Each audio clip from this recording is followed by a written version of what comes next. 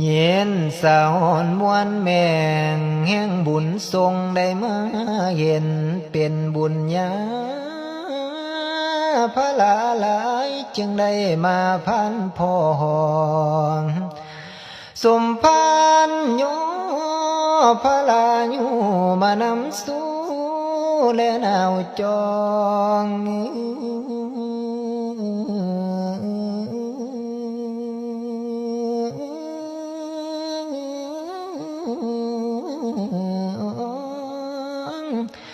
เฮา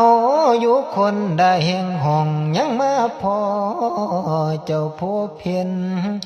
กฎเกณฑ์บ่งบอกไว้นำจัวฝูงสัทธาวาสนานำพาตั้งแต่ดนจนฝันเฟืองอยู่คนเมืองเนาคนบ้านสัญญาณใจ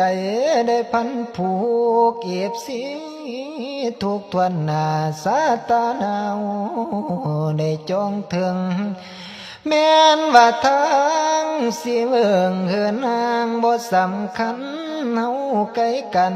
แต่ทางกายดาดวงถึงนั้นจนได้เห็นความมาแพงพักดันให้หนุ่มใส่ใยหนาวเข้าใส่